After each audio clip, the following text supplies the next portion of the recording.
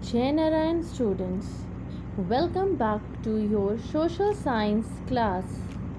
Today we will study history.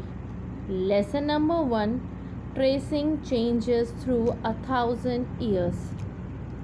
So in this chapter we will study about changes which occur between 1000 years means 750 CE to 1750 CE. CE means Common Era. In class 6th, you have studied about ancient India somewhat during 750 CE. And in class 7th, we will study medieval India, which is from 750 to 1750. So, in chapter number 1, we will learn how changes occur in India in different areas like political, economical, etc. Let's start the chapter. Take a look at map 1, which was made in 1154 CE by the Arab geographer Al-Idarsi. In Al-Idarsi's map, we see South India where we would expect to find North India, and Sri Lanka is the island at the top. Place names are written in Arabic. Now let's see map 2, which was made in 1720 CE by French cartographer. Cartographer means a person who makes map. Cartographer का मतलब होता है जो इंसान map बनाता है. Map 2 was made nearly 600 years after map 1. जो हमारा map 2 है, जो आपको स्क्रीन में दिख रहा है, जिससे हम बहुत ज़्यादा फेमिलियर हैं, जो आज के इंडिया से लगभग मिलता हुआ जो हमारे पास मैप है उससे है. ये फर्स्ट मैप के 600 साल बाद बना था लगभग. This map is more familiar to us. Now why there is a difference between these two maps? तो अब हम जानते हैं कि मैप 1 में और मैप 2 में इतना डिफरेंस क्यों है. Why there is so much difference between map 1 and map 2? Map 1 is different because lack of knowledge of area. Map बनाने का तरीका उतना डेवलप नहीं था, इस वजह से हमको फर्स्ट मैप में डिफरेंस मिल रहा है, जबकि मैप 2 लगभग 600 साल बाद बना तो लोगों ने नया तरीका सीखा, सिस्टम डेवलप हुए, नॉलेज हो गई थी कि मैप कैसे बनता है. So that's why we see differences. Map 2 is used by European sellers.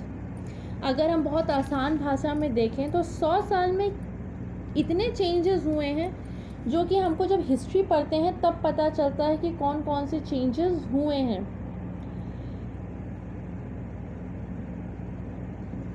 ये सब चीज़ें हुई इनके बारे में. अब हम एक चीज़ देखते हैं कि जो हमने मैप देखा है, जो मैप नंबर 2 है, जैसे कि मैंने कहा we are very familiar to this map because it is related to somewhat today's map. इसके अंदर जो डिटेलिंग है मैप 2 में वो इंग्लिश में है. We are able to read that. जबकि मैप 1 में अरेबिक यूज़ हुई है तो वो हम लोगों को पढ़ने में नहीं आती. Historian has to be study each and every thing. हमको इन दोनों मैप को देख करके पता चलता है कि 600 सालों में कितना ज़्यादा डेवलपमेंट हुआ है, लोगों ने कैसे उसको देखा है. Equally important is the fact that the science of cartography different in the two periods. When historian reads documents, maps and text from the past, they have to be sensitive to the different historical background, the content in which information about the past was produced. हमने दोनों map में देखा कि बहुत ज़्यादा different है इन दोनों period में कार्टोग्राफी में भी. और जब हिस्टोरियन डॉक्यूमेंट्स को पढ़ते हैं, मैप को देखते हैं, टेक्स्ट को जानते हैं, तो वो इन सब चीज़ों का ध्यान देते हैं वो किस बैकग्राउंड की हैं, किस समय की बनी हुई हैं, क्या क्या चीज़ें थी वहाँ पर. So they will take care of everything. Now new and old terminologies. If the context in which information is produced changes with time, what about language and meaning? Historical records exist in a variety of language which have changed considerably over the year. अब हम यहाँ new and old terminologies की बात करते हैं. Yes, जब बहुत सारी भाषाओं में हमें मिलती हैं, बहुत सारी चीज़ें मिलती हैं, लैंग्वेज में फ़र्क मिलता है हमको, और उनकी मीनिंग भी चेंज होती है. Like historical record exist in a variety of language as we know that which have changed considerably over the years. समय के साथ चेंज होते हैं. medieval Persian for example is different from modern Persian. medieval Persian जो है वो modern Persian से different था. the difference is not just with regards to grammar and vocabulary. खाली different ग्रामर और वोकेबलरी का नहीं था, but the meaning was also changed. Let have a look in your book. It has been written. Take the term Hindustan for example के लिए हम लोगों ने अपने ही देश का नाम लिया है Hindustan. Today we understand it as India, the modern nation state. एक देश के रूप में जानते हैं. When the term used in the 13th century, जब ये वर्ड का 13th century में यूज़ किया गया था, Minhaj i Siraj a chronicle who wrote in Persian he meant. तो जब ये व्हेन द टर्म, ये हिंदुस्तान जो टर्म है जो 13th century में मियाज आई सिराज द्वारा, जो क्रॉनिकल थे उनके द्वारा इस्तेमाल किया गया था, उसका मतलब था Punjab, Haryana and the land between Ganga and Yamuna. He used the term in a political sense of land. उन्होंने उसका यूज़ किया था. He used the term in a political sense of land. जो हिस्सा दिल्ली सल्तनत का था, that was a part of the dominions of the Delhi सल्तनत. इसके बाद अगर हम बात करें, the area included in this term shifted with the extent of the sultanate, but the term never included South India. सल्तनत जैसे जैसे रियासत बढ़ती थी उसका एरिया बढ़ता था, लेकिन कभी भी हिंदुस्तान जो टर्म था वो साउथ इंडिया को इंक्लूड नहीं करता था.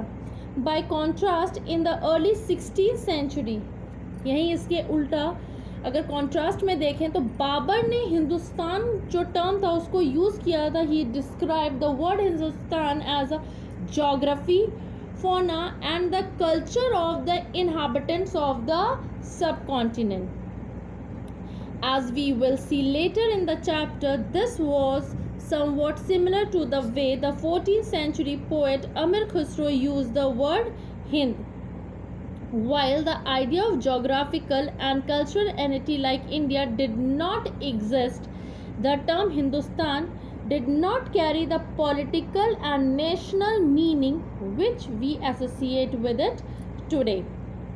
Historians today have to be careful about the terms they use because they meant different things in the past. Historian जब आज स्टडी करते हैं तो उनको बहुत ही केयरफुल होना पड़ता है, क्योंकि जो उसकी आज मीनिंग है वो उस समय पर नहीं थी. एक एग्जाम्पल और हम देखते हैं, फॉरेनर. फॉरेनर का मतलब हम आज समझते हैं वो इंसान जो हमारे देश का नहीं है, किसी दूसरे देश से आया है, चाहे वो पाकिस्तान से हो, चाहे वो अफ़गानिस्तान से हो, हम यही समझते हैं. But in the medieval period a foreigner was any stranger who appeared से इन a given village.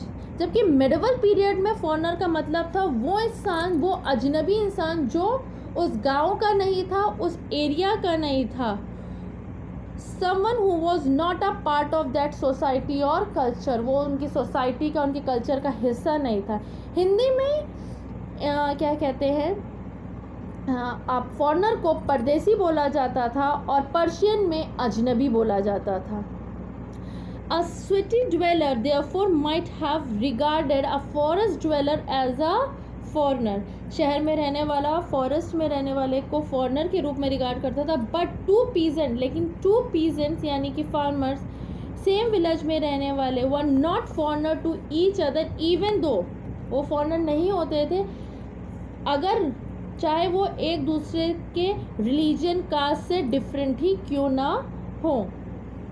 So students, we have seen that there is a different meaning of the words in the past. हमारे हिसाब से foreigner का मतलब होता है वो इंसान जो हमारी कंट्री का नहीं है, बट पास्ट में मिडिवल पीरियड में फॉरनर का मतलब होता था वो अजनबी, वो परदेसी इंसान जो कि किसी दूसरे गांव से आया है या उनकी सोसाइटी या उनके कल्चर का हिस्सा नहीं है. That was a person was known as foreigner. So in our next class we will see that the historian and their sources, historian कौन से sources को पढ़ते थे, and we will also discuss about the new social and political groups in our next class. Thank you class.